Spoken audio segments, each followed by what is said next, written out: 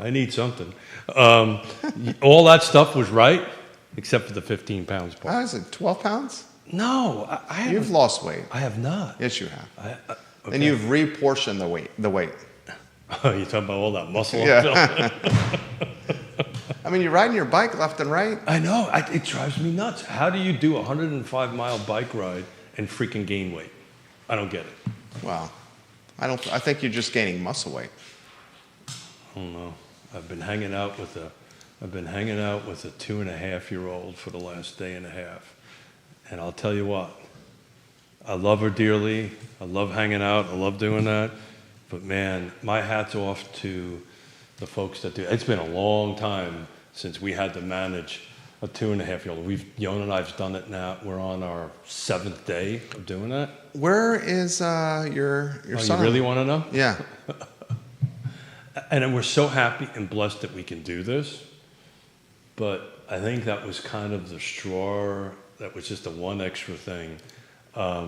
They are doing a 500-mile bike ride in Tuscany. Houston and Yvonne? And what is Yvonne now? What? 6 months pregnant. Good for her. And that's a Division I athlete. And they're doing a 500-mile bike ride. So they're coming back today. Yona and I are going to sigh a relief. And we just absolutely love her. She's the coolest person to hang out with. But at the age of 60-something, managing a little toddler takes work. Oh, dude. And hats off to it. And it's been a long time since we had to do that.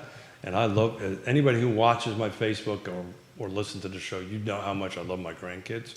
I love them unbelievably. But man, it was like Yona and I were like, okay, I'm ready for them to be back. Like and share. I know the feeling, my friend. Lauren and Ivy, hello. Meg Bryce, hello. Rob Neal, hello. Carol Thorpe, hello. Jason Noble, hello. Lonnie Murray, hello. Bill McChesney. Mike Pruitt, hello. Joanne Mackey, hello. Viewers, like and share the show. Mike Pruitt, you should come on Real Talk with Keith Smith. Love to have you on. Come on, Mike Pruitt. Come on Real Talk with Keith Smith. I think we'd have some fun. I sincerely mean that, Mike. Yeah, Mike and I always have a great conversation at the commission meetings. So love to have him on. We'd love to have you on. Like and share the show, guys. We're going to get rock and rolling. Judah Wickhauer, let's get this party started. What are we going to talk about today? Let's get this party started right. You got a topic today, Sweet Cheeks? I'd stump the Stump Smith. the Smith, yeah. And you have data. The data. I'll tell you all the time. Somebody was telling somebody about why I keep on saying this, but why I do what I do and why we do this show. It does make me better. It also helps me increase my vocabulary. Vanessa Parkhill, hello. Hey, Vanessa, how are you? Love when you watch a show, Vanessa. She always has awesome things. She's an awesome human. She is an awesome human. Earlysville is in the house. All right, Judah Wickhauer. Quiet on the set. Oh, very nice. That was the baritone voice from Judah Wickhauer. Quiet on the set. And he's wearing a sweater. God bless you. I'm over here sweating. I'm wearing next to nothing. Thanks for wearing something. You're welcome. Ed Helms, hello.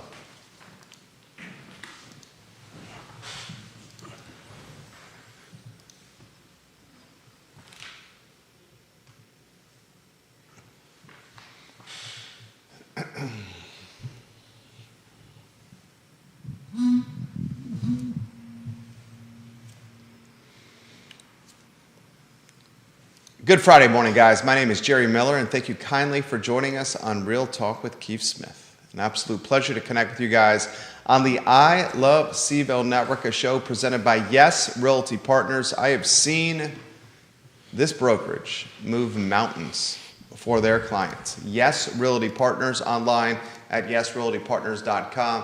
Whether you're buying or selling real estate in Central Virginia, Yes Realty Partners, a brand, a team, a name you can trust. Judah Wickhauer is the director and producer of the program. Judah Wickhauer, I hope you have a 3-shot ready to go, because I will most certainly weave a man that has become a known commodity in Charlottesville and Central Virginia into the program. Judah Wickhauer, a couple days ago, there was a prospective tenant that walked into our headquarters, and this prospective tenant said, "You are Judah. I watch you on the I Love CVille show. You do a great job. may I please have your autograph?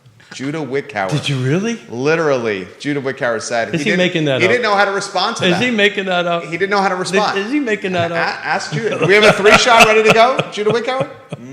Okay, let's weave you on a 3-shot. Why can't you? Camera first. Studio camera first for Keith Smith, the star. And then Judah Wickower, one of the co-stars. Judah's the star here, right? As I refer to him in my posts is in capitals, the Judah Wickower, right? This is easy for me and you to sit here and go blah, blah, blah, blah, blah. He's the guy that's got to do all the work. He's moving the cameras around. A couple clicks of a mouse sitting in 72-degree temperature on a $500 leather chair on an Apple computer. I mean, the man's got... With a sweater on. Yeah, let's talk about from a challenging John perspective. Paid very well over here. We love Judah. We love 3-shot Judah Wickower. Did she not walk in and say, "You're Judah Wickower"? She did. That part was true. And did she not walk in and say, "I watch you on the show"? Did she not say that, Judah Wickower? Something we fell a little short on the. The autograph may have been a bit embellished. A bit. Oh wow! Look at that. Keith Smith's got data, Judah. No, I just looked for the first time the new 7-day, new actives, new and pendings. You know what the new actives for the last 7 days going back went to? What? 77. What do you make of that? I think the market is kind of coming in a little. I don't know, to be honest with you, but I think the market is coming into the little bit of the early summer modes. We were running 120, 130. We never really got much above 130 new units a week, new listings a week. We're now down at 77. Pending is at 88. So we're kind of getting back to where we were prior to the beginning of the year, where things started picking up on actives, and actives were coming a little bit higher than pendings. But we are now down to 77 new homes on the market in the last 7 days, and 88 went into pending. So we're kind of flipping the script back to where we were. So I think that little spurt that we had might be leveling back off again, back down. Interest rates hit a year-to-date high a few days ago. They were at a January, the last time we've seen interest rates at this level. The bond market uncertain, the financial markets uncertain. Still, homes are trading, about a third of them in the Charlottesville Area Association of Realtors footprint. Cash. Yeah, it's still holding true. Ladies and gentlemen, about a third of them cash. Still holding true. We got 73 that's closed in the last 7 days. We got 77 that came on, 73 that have sold. I've got 88 that's pending. 76 price changes, and that ratio has been kind of standing due that homes are coming in a little bit higher. I think the market's ready, and they're starting to adjust the price. But I'm just curious, of the 73 solds, how many was cash? And Judah, did I give you enough time for those? Get those slides ready? Did you send them to me? No, you got to pull them off my Facebook page. I'll text them. I'll email. No. He could pull them off your Facebook page. Yeah, I was looking for them. I just didn't see them. They're on there. This is one of the posts that I've done. It was the promo post that he did. Yeah. I'm learning. How would you characterize this market? Are we at the point of using the word balanced yet? No. Well, I've gotten a ton of pushback. I know you have. That's why I asked you that. Thank you. Just thank you. Yeah. I love it. Setting you up right there. Nice shirt. Thank you very much. In certain instances, it's a buyer's market still. I don't know how this 77 is going to impact that. That buyer's market might be slipping back a little bit, but it's all about, look, everybody who's been watching the show, it's always the 6 things I've always been saying, right? I've always been saying it's a micro market, and it's down to the individual house, the individual street, the individual areas. When you take a look at stuff like Ivy and some of those areas, they're just going to start rocking and rolling. Some of the other areas might slip off a little bit. That's why it's got to be priced right. It's got to have the right features. It's got to have the right conditions. Yeah, I'm looking at the last 73. A third of them were cash. So, we're holding a third cash. But when Judah gets going, I just want to kick the show off with this, and we'll see what folks have to say, and see where Keith and Jerry might take it. He's about 90 seconds away from having that on screen. I can screencast what he's doing over there. But median household income, $125,800 is the AMI. or as the median family household income. Correct. 125,800. Estimated home price. You have some fantastic data. If you put 5% down, 10% down, 15% down, 20% down. Ladies and gentlemen, the unaffordability index is at an all-time high in the car footprint. First slide is up. First slide is up. First slide is up. Judah, look at you. Judah, you're awesome. Anybody ever tell you you're awesome? Tom Powell, welcome to the broadcast. So- Founder of the Toy Lift. So the key assumptions. So what's really important for everybody's looking at, if you don't mind, Judah, keeping that up a little bit longer than normal, right? There's so many different factors, right? If your credit score is higher or lower, right? Your debt to income is different, and so forth and so on. But what you're looking at under the key assumption side, which would be at least I'm looking at on the left side on the screen, it might be on the right side. The median house income is 125. I've been asked this question: what the heck is available, single-family detached in Albemarle County for that type of area median income household?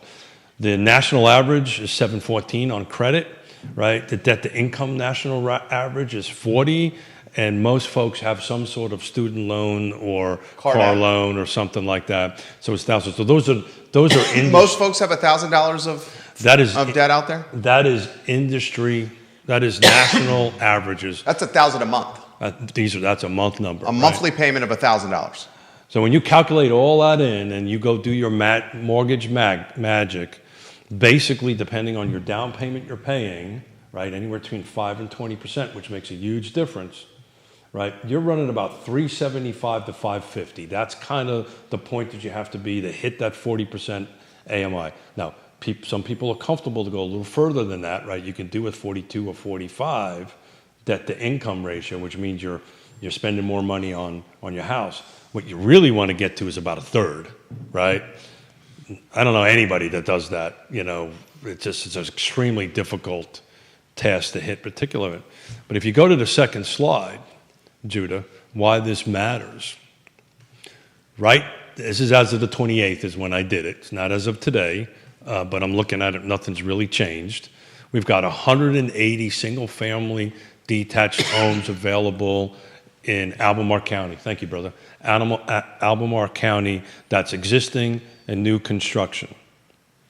There's only 31 homes are available in that range. So that means there's only 17% of the homes that are available that meet that criteria, right? So, of course, you could be making more money than the area median. You also could be making less, which makes that number even worse, right? You can have a higher than a 714, and you can have a better debt to income ratio, and maybe not have any monthly student loans on it. So I don't want this to be this is a good baseline. 100%. I don't. We looked at national, and this is just not me. I ran this past a couple of loan officers and say, hey, does this make sense? So, at the end of the day, we don't have an affordable housing crisis in here. We have a housing affordability. And by the way, nationally, that 17% is about 25%. So different jurisdictions have different AMIs, right? Different so forth and so on. It's usually about 20, it's going to be closer to 25% of what's available that the area median income buyer can afford. So we're below that on that. So, it's impactful. It's why I think we do what we do and we talk about what we talk about. But I wanted to kick the show off with that and see if anybody has got any feedback or questions. Nicholas Erpy, jump in the conversation. Thank you for watching the show, Nicholas Erpy, the CMO of Emergent Financial Services. Roger Voisinay is watching the show. Good, Roger. Roger Voisinay is a good man. Barbara Bosick watching the program. Hey, Barbara. Barbara is a fantastic realtor. Hey, we just jumped to 80. 80, what? Went from 77 to 80 since you started. Look at this, Jerry. Since you started talking, we went from 77 to 80. We got 80 new homes on the market. 80 homes on the market, ladies and gentlemen. Literally, that just jumped since we last checked. And the car footprint, 80 active units? 80 active homes for sale in the car footprint. We're still at 88 on pending. Think about that, ladies and gentlemen. That puts things in perspective. Rob Neal, let us know what you think. Lonnie Murray, jump in the mix. Jonas Smith, watching the program. Yona's the best. Jessica Lilly watching the program. Cully Baggett, honey, the real estate developer. honey, Logan Wells Claylo. I love you, honey. We're doing great. Should we do APV for Forrest? You can do an APB for us if you want. So as I was rolling out the door, we're getting some work done on our home.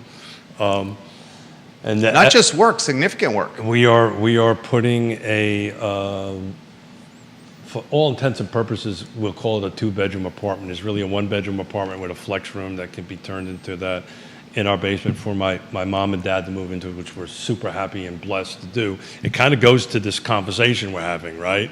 About where they can afford. We're blessed to be able to do a multi-generational home, but we're in the middle of installing a new driveway, retaining walls, and all this stuff.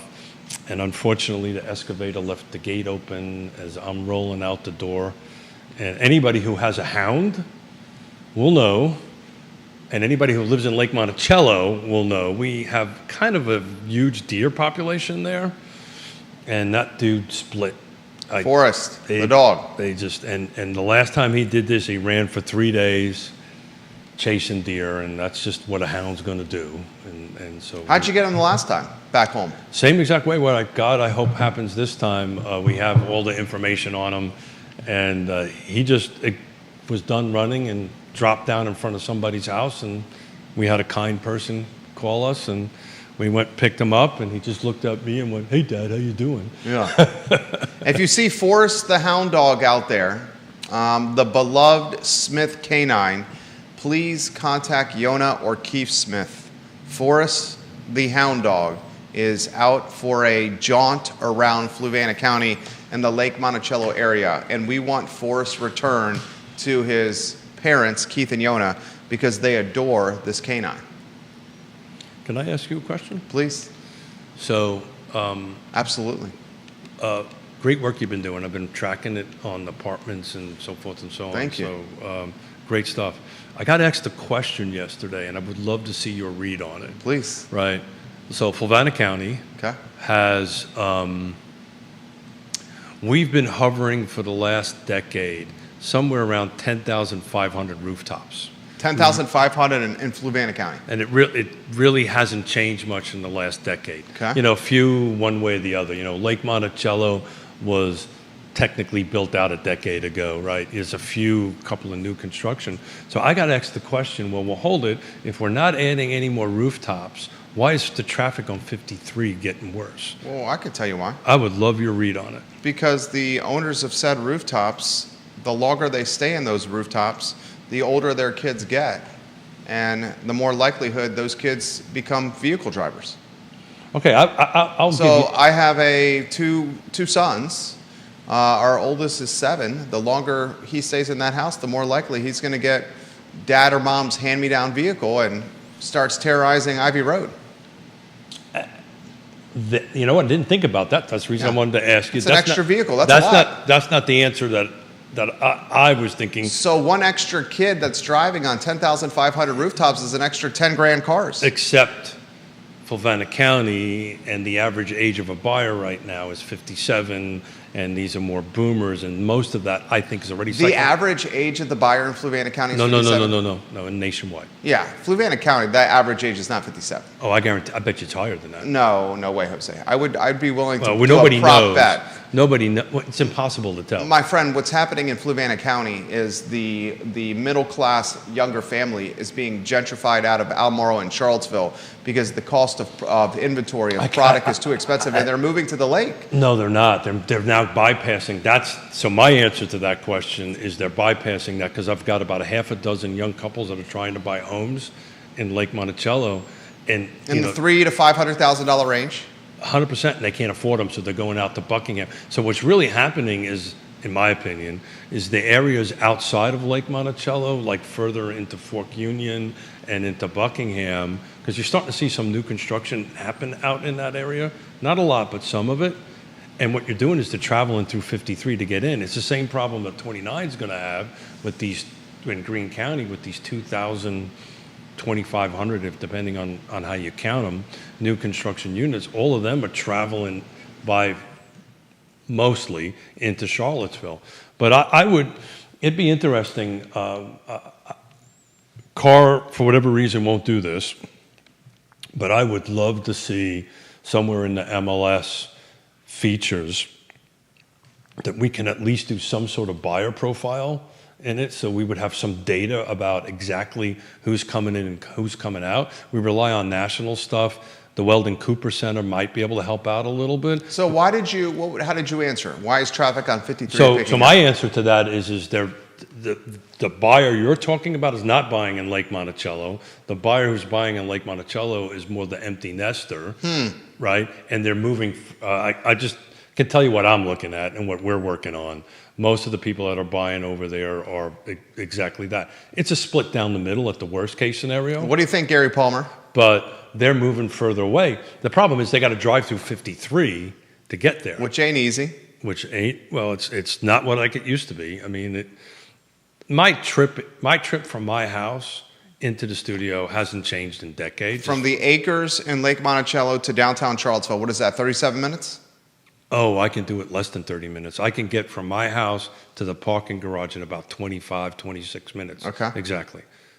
But I also leave to come here and do the show At opportune time. After 9 o'clock. Yeah. Right? So, I'm not traveling in at 7 o'clock in the morning or 8 o'clock in the morning. But, when you got a majority of a county working in Charlottesville, and what's happening is these other areas out there are starting to grow, they're also coming in on 53. You're going to see 29 improving it. But anyway, I was asked that question. I wanted to see what your read on it. I didn't think about,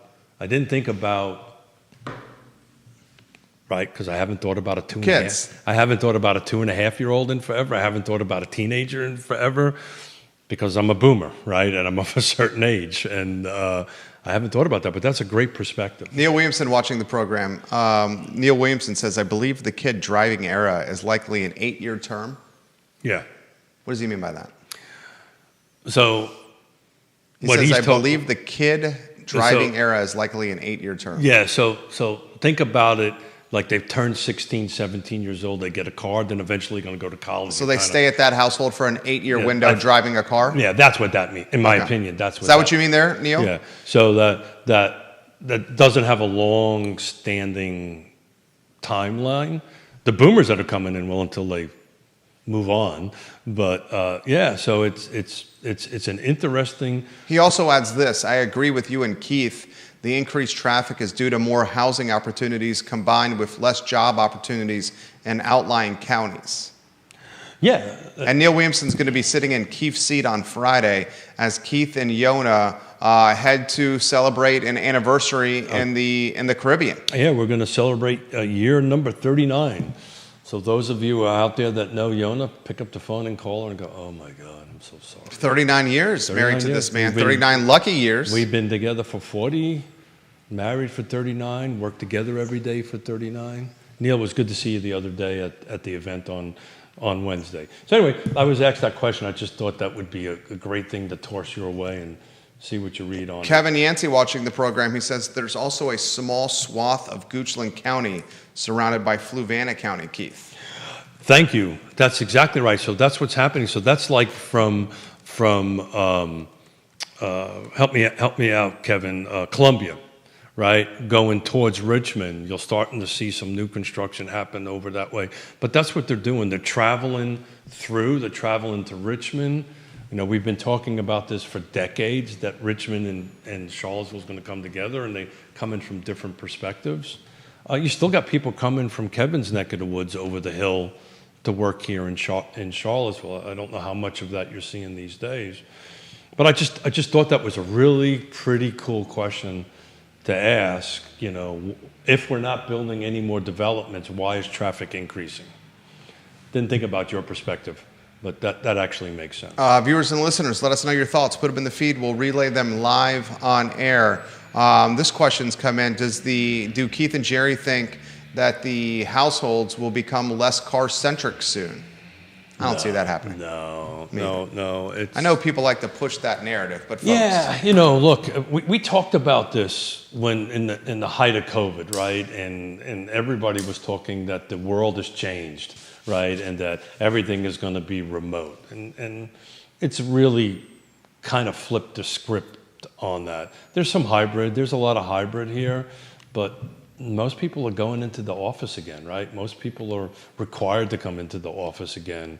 We're an in-person, touchy-feely look at each other's species. That's how we conduct business, right? Keith's a hugger.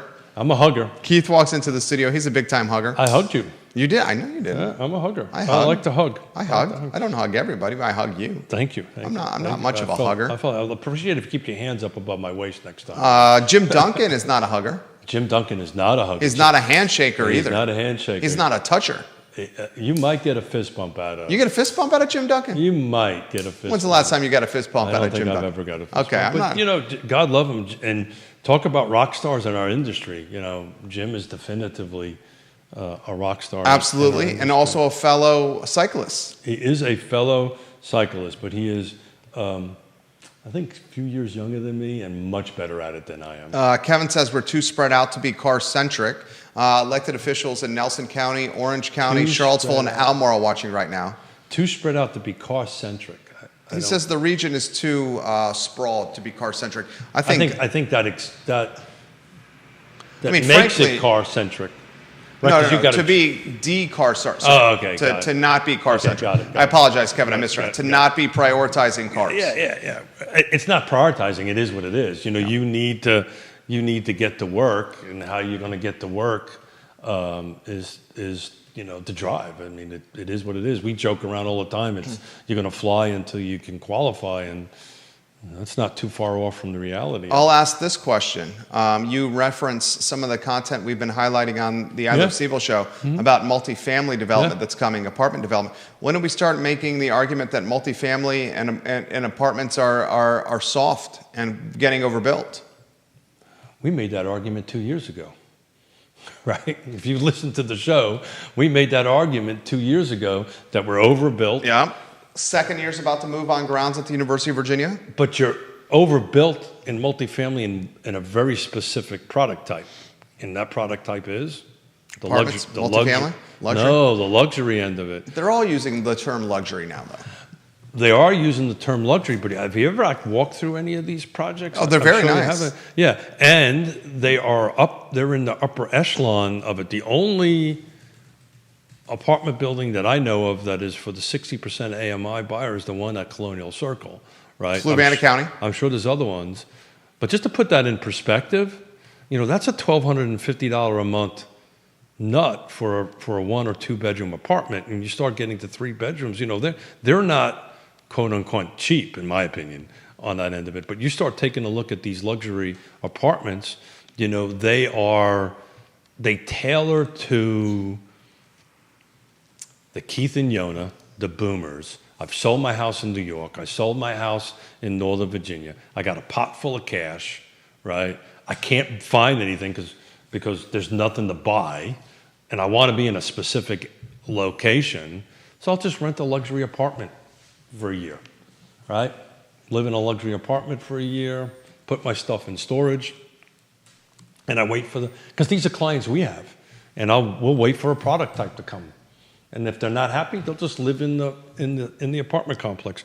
But I got chastised for this, calling 2 years ago that we're overbuilding apartment complexes, and we're overbuilding a very specific type of apartment complex. And what do you follow? Follow the money. Yeah. And the money's dried up. Well, the multifamily, the apartments that are coming online now have been in the pipeline for a period of time. 100%. They just happen to coincidentally being delivered all at the same time. Coincidentally and unfortunately for the developers, coinciding with second years being required to live on grounds at the University of Virginia, and frankly coinciding at a time when there's a glut of that type of stock. So I'm a living example of this, right? The developer, Lloyd Lloyd Snow lost $17 million, everything we had, because the run-up, so these projects you're talking about, some of them have been in the pipeline for a decade, right? And so what changes in 10 years? What changes Everything. in 5 years? Everything. Yeah. Everything changes. The market. Everything changes. And so now you're taking a bet on what that market's going to be like because it takes so long for projects to get approved. And coming out of COVID, and Money was cheap. unfortunately, we do this as an industry or as a government or controlling. Sometimes some stuff that has become easy to get approved, that's where everybody kind of gravitates to. So the definition of easy isn't 1 year or 2 years. The definition of easy is 5 or 6 or 7 or 8 years, right, on it. Well, that's what happened. Everybody started jumping into it, right, into the pulling cookies out of the cookie jar, and all of a sudden we had rebuilt. Literally, I had some of my affordable housing folks that I work with all upset with me because I'm saying multifamily is done, and that was 2 years ago. You're not going to see any more projects come, unless they're very specific, laser focused. A prime example is the Violet Crown, right? We talked about. Do you want to talk about the Violet Crown? Oh. Jeff Levine said, "Peace out, Charlottesville." Yeah, but we talked about this when it first came up. You said it didn't pencil out. I said it didn't pencil out, right? It's not going to work. And the real question is, what the hell's going to happen to it? I talked about this. I tried to somewhat bully Judah into a prop bet yesterday in the I Love CVille show, and he saw through my shenanigans. Well, I'm dumb enough to take one, so. Take Violet Crown, the movie theater. Mm-hmm. The lease has 19 months left. Yep. The operator of the movie theater does not own the real estate. Yep. The team that owns the real estate is actively shopping the real estate to developers. Sure. The operator has 19 months left. Is the operator going to stay in that location or continue operating this business if we put the over-under at 19 months from now? Knowing the movie theater is clearly in third place in the Charlottesville and Albemarle market. First and second place, Alamo and Fifth Street Station, and Regal and Stonefield, right? Regal's the Stonefield? Yeah. So when was the last time you were at a movie theater? Years. Yeah. It's years since I've been to. I'd have to ask my wife that question. It's probably been at least 2 years since we've gone to a movie. Us pre-COVID. And we used to go to movies all the time. We're big movie fans, right? So two things have happened to that end of the industry. One was COVID, right? The second is it changed, right? The cost of putting a decent, We did 5 TVs. One of them was surround sound with installation costs at our house, and it was under $3K. Yeah. There you go. One of them, 80-inch television, and it was installed over a stone fireplace. And I know a little bit about the industry because my daughter's in it, right? And the whole industry is moving away from the theater thing to the in-home. Direct to streaming. 100%. Yeah. In-home content. So all these things have kind of stacked up. That's kind of... So what happens to a movie theater on the downtown mall that has no movie theater operator? So my question is not the movie theater. What happens to the physical structure, right? What's going to go there if it goes out? If we're not going to do an apartment, which we all knew that wasn't going to happen, it's not going to be a movie theater. Are we now going to have a vacant structure in the downtown mall? I've said this could be the Dewberry Hotel all over again if we're not careful. 1987, when I got here, half of downtown mall was boarded up. So, do the city councilors that are watching the program now, are they aware of this? And They you may have be 2 of them watching the program. They may be aware of that, but Jerry, what influence? Well, the developer wanted, he wanted the whole, he wanted everything. He wanted tax abatements. Yeah. He wanted extra height. He wanted extra floors. And you know what? He wanted parking. Because he's trying to get the math to work. Of course, that's Right. Yeah, And the math isn't going to work, and he says, peace out, and we're done. Look, I think from my perspective, if something would have gotten built there's enough people that want to live on the downtown mall area, depending on the unit count, that it probably would have worked, right? But that whole luxury apartment ecosystem nationwide, it's just done. And, I think there's a couple of, we're not in the room, right? So we don't know exactly what's happening here. I'm just looking from the outside in. My question is what's going to happen with that structure, right? are we going to have an expansion of the code, right? Is that where Code building. Is that where we're going? I don't see that happening. I don't know. I got some insight into that. Yeah. Well, I don't mean actual code expanding, but does that turn into a co-sharing workspace, right? Or does that turn into something else? Or does the city buy it and make it public space? Who knows? Please, dear God, city councilors, don't buy this building. Yeah. Well. We don't need Charlottesville City owning real estate on the downtown mall. Yeah. I don't. I think they've got enough on their plate. Neil Williamson says, for what it's worth, there are 2 old movie theaters that are and were Gold's Gym and a trampoline park. Yeah. Gold's Gym was a movie theater. Gold's Gym is now vacant and has been vacant for an extended period of time. Yep. As Corin Capshaw and Alan Taylor at Riverbend Development figure out a plan for the old Kmart site, the old Gold's Gym, and goodness gracious, do I miss that Little Caesars inside Kmart. That crazy bread and that rectangular pizza was so delicious. Please don't do that. So tasty. That is so offensive to me. I love the crazy bread. No. You didn't love the Little Caesars crazy bread? Judah, you're a crazy bread? No. Pizza, Judah. Pizza. No. Maybe a great commercial. Judah has no idea what I'm talking about over here. Yeah. 3-shot Judah Wickhauer. Look at his Save us, Judah. her perplexed face. Yeah. His So perplexed what- face. so- the trampoline park is still active as a business. So I think it's called Jump. So you've the got a trampoline magic park. wand. What? Did we 3-shot you? Are you showing your perplex? You don't know the campaign Pizza? I vaguely remember it from decades ago. It's Still a little bit active. like the Roman guy, Julius right? Caesar. Like, Pizza. pizza. The Yeah, crazy bread, the rectangular pizza. Yeah. Let me ask I you know the this guy. Goodness gracious. I was thinking of the Noid. Tough room. What? I appreciated the reference. It's the pizzas. Anyway. So what would you do with that space, Judah? You have a magic wand. What would you do with that space? We're talking about Violet Crown. Yep. What would I do with that space? That's a tough one. I mean, who's gonna? Are we saying if it You got a doesn't? magic wand. You can Magic wand. Money's not an issue. Zoning's not an issue. What does that turn into? Magic wand. That's an interesting question. He's asking you for an answer. I know.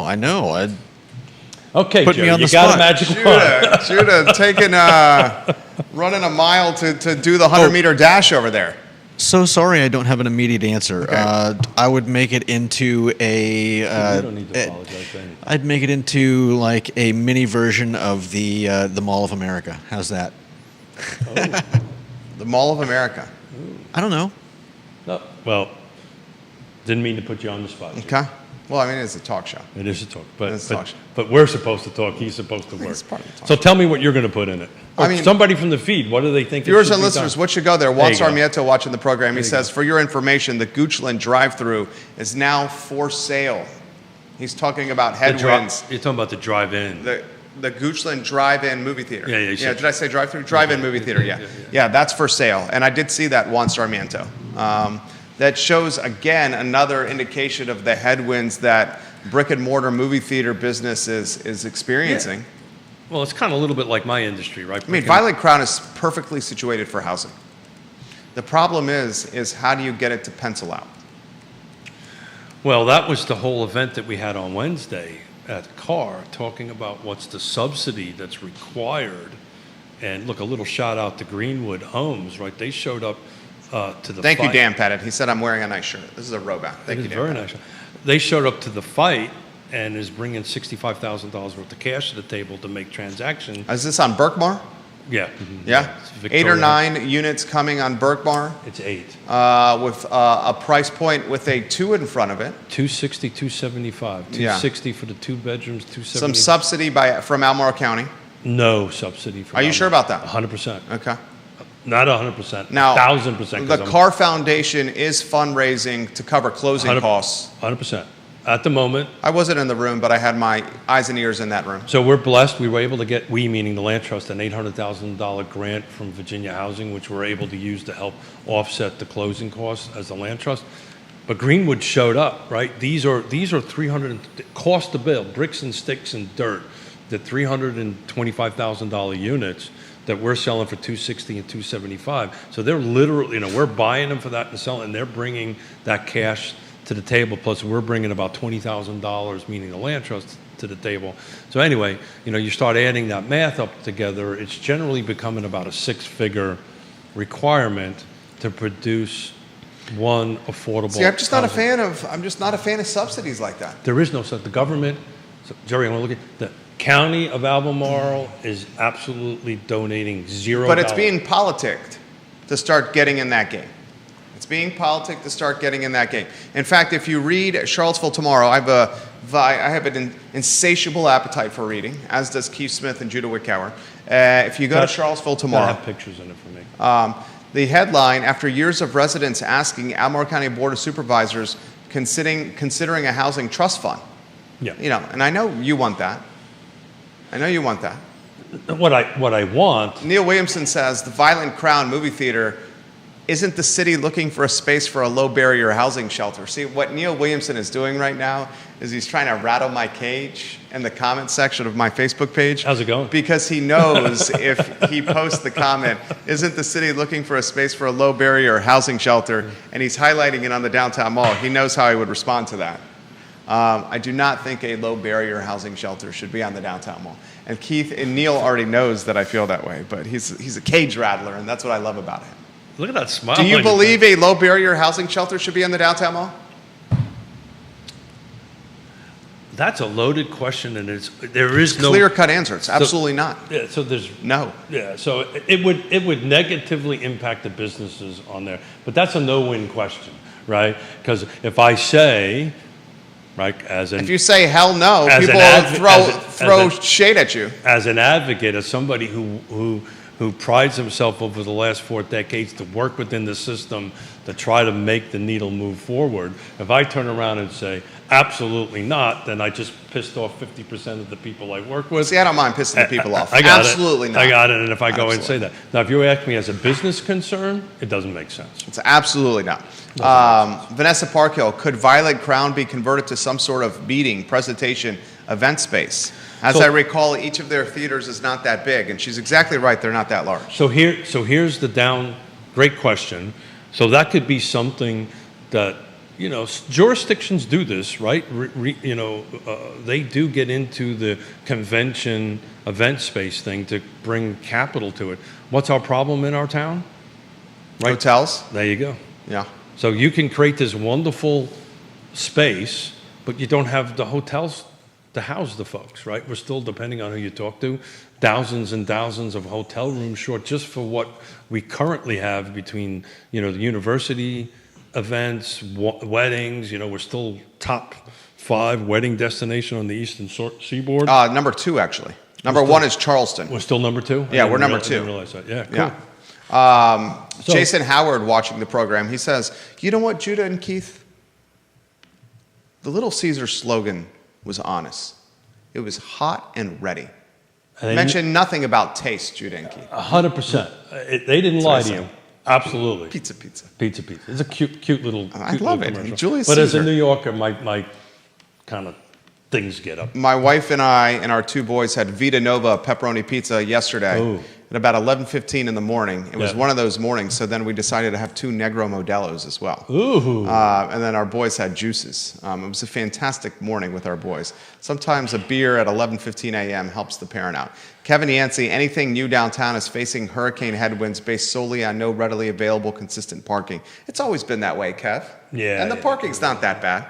For those of us that patronize downtown Charlottesville, the parking ain't that bad.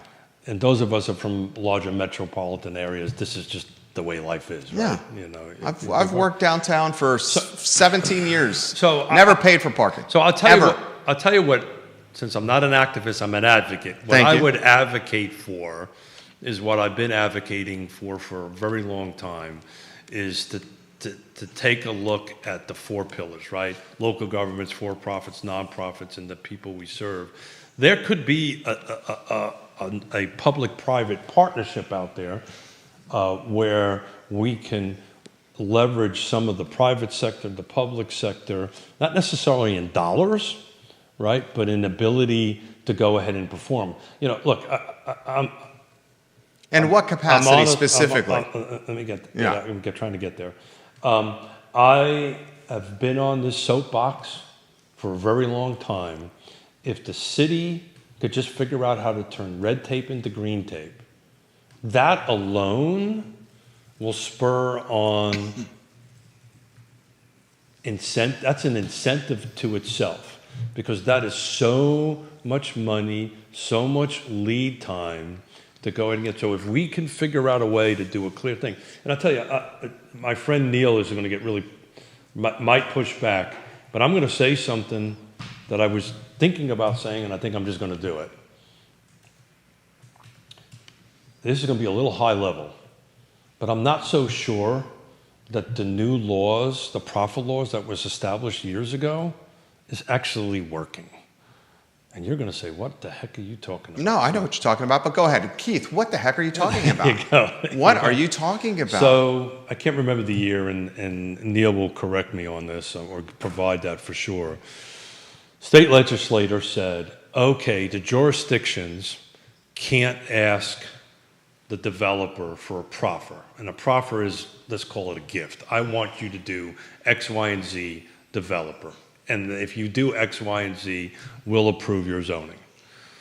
And the intent of that being pulled out was actually genuine, right? As one who's been on the other side of that, it got to the point of blackmail.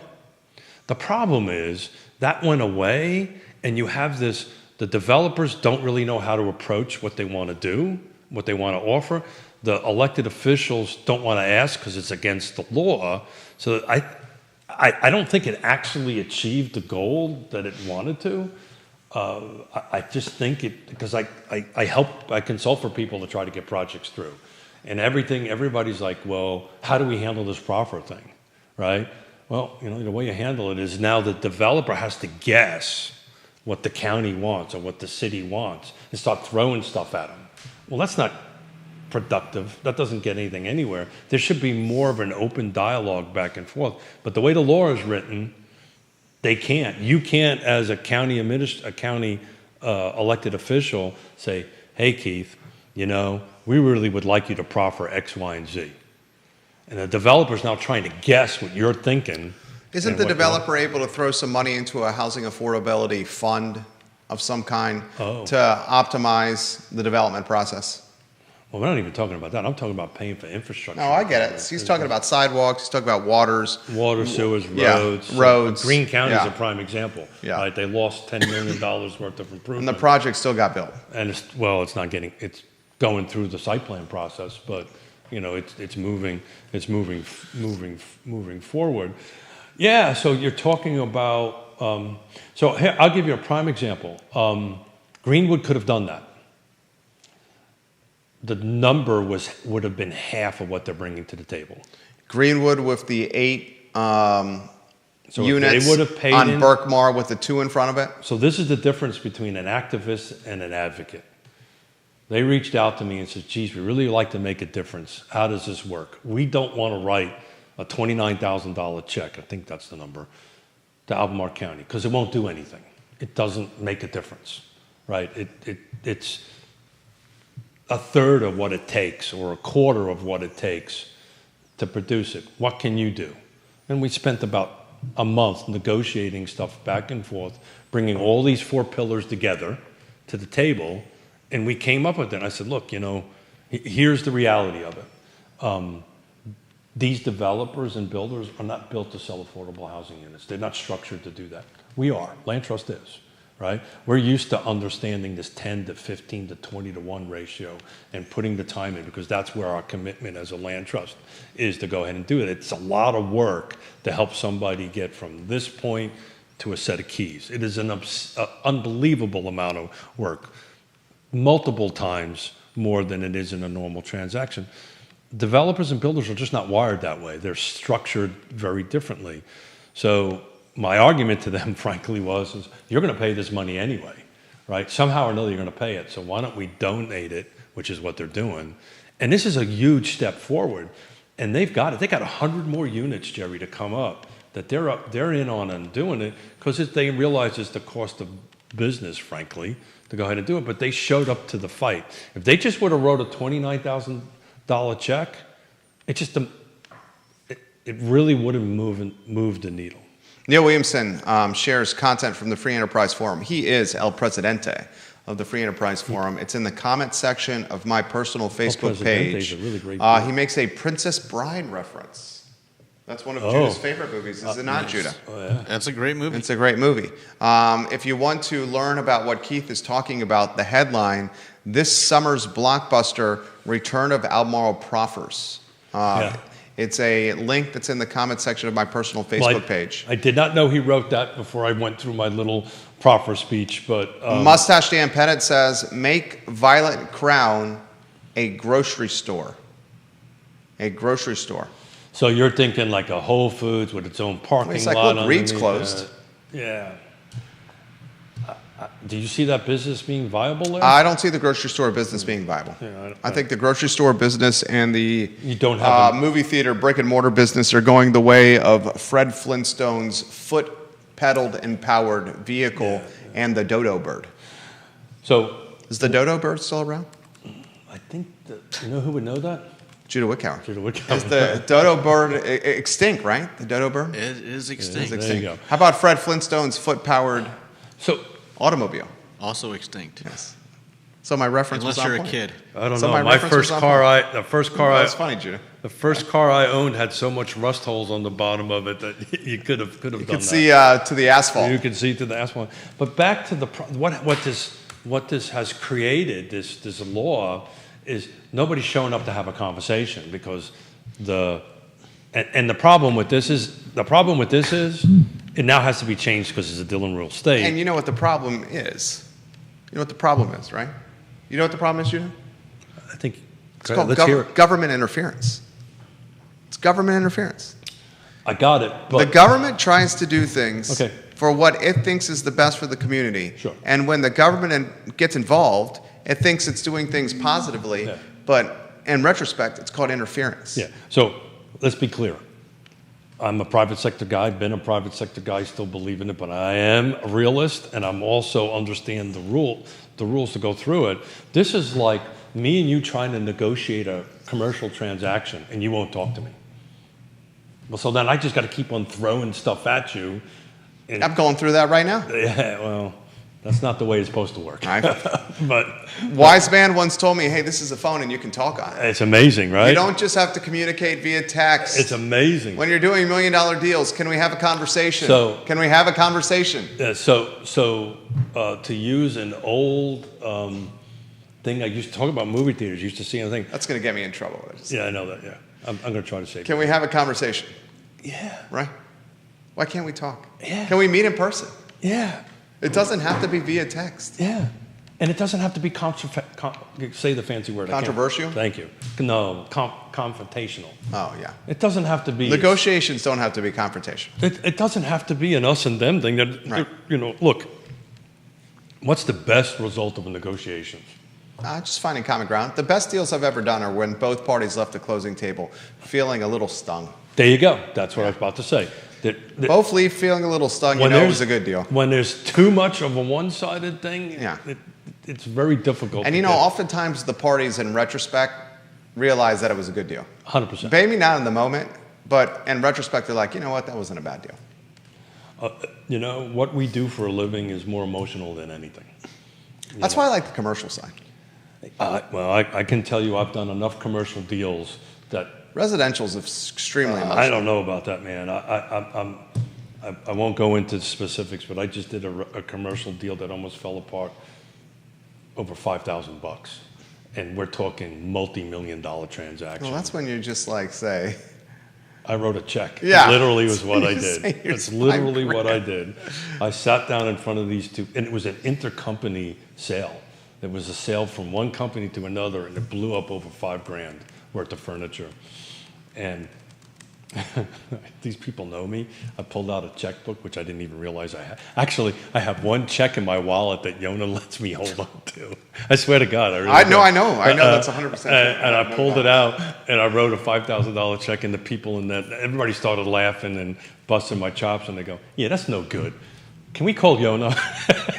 Neil Williamson, proffers are a welcome stranger tax that funds the infrastructure that should be considered and paid by localities. Developers are putting funds at risk to make their comprehensive plan dreams a reality. So I get that. The problem with the system is established right now is nobody's talking to one another. Nobody's picking this phone up and having a conversation. If Keith and Jerry are trying to redevelop the Violet Crown thing, right? Okay, city of Charlottesville, because I got to go through them. I got to get approval through them. And it's a reality, right? Okay, what can we do to work together? Right? What can we do to work together? You don't want it vacant, right? I think I've got a good opportunity to do here. I'm willing to go ahead and do this. Let's work together as a team to produce something. That's called advocacy, right? So we shall see. I hope it does not end up vacant. I think city council. I think I got a pretty good business brain. If I had the money, I don't know what I would turn that into. The best idea I've heard so far is some kind of version of a convention center there. The problem where with, are they going to stay? The problem with they're building a hotel next to the Omni, and we're starting to get hoteled a little bit more. There's a new hotel coming on Pantops as well. So hotels are becoming a bit more prolific than they once were. I do want to highlight that a convention center is being built by the Darden School. Yeah. So we are getting a new convention center already, but having one downtown makes some sense. And I do want to highlight that Violent Crown movie theater location is extremely cavernous and does not have windows. So that might be one of the drawbacks of the convention center. I also want to highlight this, that I do not think a movie theater will be operating in that location when this 19-month lease expires. Oh, no. And I'm comfortable even if sitting on that hill. Even if it's rent-free. Why would it be rent-free? I don't know. The developer the owner just doesn't want the building vacant, right? You know that. You work in the commercial world. I see this happen all the time. I'll cut you a deal for 6 months, no rent or whatever, because I don't want the building vacant, right? There's nothing more expensive for a building. You know this. Yeah, I think this particular owner, which at one time was the operator of the movie theater, then the owner of the real estate said, I got to get the hell out of this business. Then they found an operator out of Austin, Texas to operate the Violent Crown movie theater. And then the operator they found out of Austin, Texas to operate the Violent Crown movie theater had to take on a partner. And then the partner and the initial operator out of Austin, Texas had beef. And they're now having a falling out. Let's go back to your convention center, because we know a little bit about this. We just did the summit for the Regional Housing Partnership. We had 250 people. Was that at Omni Hotel? To make your argument for you, the Omni Hotel was the only spot venue. Downtown. No. DoubleTree can handle that. DoubleTree can handle that. Handle 250. Yeah, DoubleTree can handle that. Multiple rooms, multiple locations. DoubleTree can do that. And handle the catering and all that stuff. DoubleTree can handle that. I did not know that. Yeah, but Omni downtown has upside because it's downtown, and Omni just went through a beautiful remodel. Yeah, we loved it. It was great. They did nothing but kudos to them. Neil was there. He can tell you if it went well or not from a operational perspective. And Neil highlights that and he's absolutely right, that the occupancy rate for hotels Monday, Tuesday, Wednesday, Thursday is very significant. The occupancy rate for Friday, Saturday, Sunday for hotels is minimal locally. So you can do conventions midweek. Yeah. And they're starving for midweek bookings. Yeah. I haven't really given any thought till I sat here and started talking to you, but that's not a bad idea. I just hope to God it's not the city trying to do this. I hope to God it's not the city. Well, trying to do this. I think what the city would do would contribute in some way, some sort of tax incentive. But they just said no to Jeff Levine on the tax abatement. Yeah. They said, Jeff, no way, dude. And then Jeff said, I'm hitting the road. Why did they say no? Well, I mean, Jeff wanted a lot. Jeff wanted the baby, the bathwater, and the kitchen sink. Yeah, I think they said no, maybe because it didn't have enough affordability in it. Was it tied to AMI? 80% AMI? Yeah. Well, it's like how many units was that? Well, 80% AMI. So it's about $100,000. Depends on how many people are in the house. Median family household income is 125.8. Figure 80 to 100, depending on the folks how many folks that are in. 80% AMI is $100,000 for the family household income. How many affordable housing or tied to AMI units, Judah, were in that Violent Crown project? Do you remember off the top of your head? So I happen to have it in front of me. 10%? One person is 70,500. Two person is 80,550. 3 persons are 90,600. 4 persons are 100,000. So you're ranging between the number of household members in a household between 70 to 100K based on an 80% AMI. Convention center. No, I think Very that interesting. I think that might have legs on it, and maybe it doesn't have the windows. That's the problem with that. Well, but it's got the infrastructure in it. Right? You've been to enough presentations. Oh, yeah. Right. It's got all the audio visual. and it's got the seating. and it's got the stage set up. On yeah. it, so it actually that might actually make sense. Please, dear God, don't let the city do it. Well, Get involved with it. I don't know what the business model of that is, right? I don't know how that pencils out for an ROI. Well, the Richmond Convention Center. Somebody help me. It's in the 10% of the units, Jude. I think that is right. I'm Yeah. looking at the story. So the Richmond Convention Center. Can someone help me? Does that run by Richmond, the city of Richmond? So it's Is it a public-private partnership or is it strictly public utility? no, it's a Viewers and listeners? yeah. Somebody needs to research that because I've just recently came from an event there. It's a not an association. It's a co-op? It's a Is it a quasi-governmental. bid? Business Improvement District? Yeah, it's a quasi-governmental. It's like a water and sewer system, right? Hold on a second. You're probably Googling it right now. No. I'm listening. Anyway, we're at 11:20. No, we're totally good. We're Okay. totally good. The Greater Richmond Convention Center is managed in partnership with Oakview Group. Yeah. Nathaniel Harris is the general manager of Yeah. the Greater Richmond Convention Center. Yeah. GRCC is a political subdivision of the Commonwealth of Virginia, Yeah. governed by a 5-member commission representing local Yeah. governments. So it's like a service authority, right? It's set up as an authority, right? Which is it operates under its own board. It operates the whole thing. It's co-managed. It's managed by a private. So this is what's called a PPEA, right? Public partnership. The actual technology is a education association, or anyway, can't remember what the A is. But it's a public-private partnership, right? Where the public is involved in it. Alliance. There you go. Yeah. But the private sector is involved in it because the private sector, I don't think there's enough numbers there to make that work. Just think about how much you'd have to turn those convention spaces Yes. to make the math work. I have to grind it. But that would make sense. A Yeah. PPEA between somebody. Outside of that, the whole structure gets taken down, gets raised. And then- Outside of that, I would. Yeah, agree you with just bulldoze it and then use the dirt. The that. I dirt's tell you the what, I value. don't know how they were going to convert that into apartments without doing that. I think he was gonna Raise raise it. Yeah. Don't you think? I mean, that's your business. Yeah. But I can see a convention center with the infrastructure that it's structured that you could do that.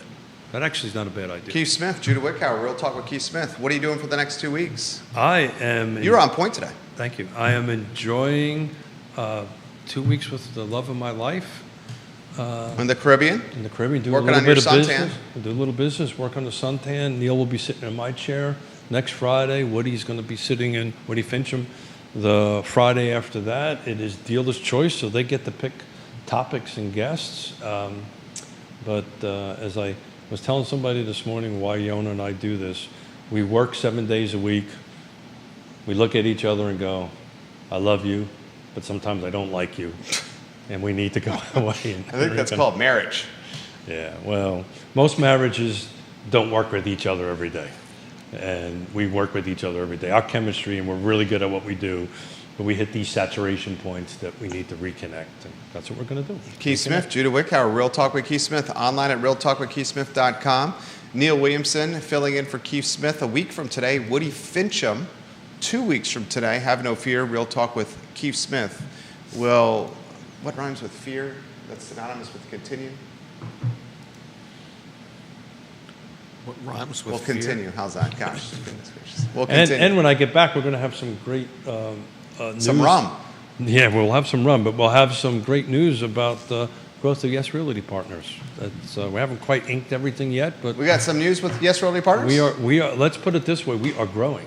Yes Realty Partners. And we're is growing. excited about it. His business is humming. The I Love CVille show up at 12:30, where Kevin Cox, the pedestrian and bicycle activist who has been arrested by the Charlottesville Police Department and has a $1,000 plus vandalism charge hanging over his head for chalking a crosswalk on Elliott Avenue. Kevin Cox is coming in and is going to tell his side of the story Look at you. on the I Love CVille show. Ladies and gentlemen, Keith Smith, Judah Wickower. My name is Jerry Miller. So long. Be kind to the cyclist out there. As a cyclist. Excellent show.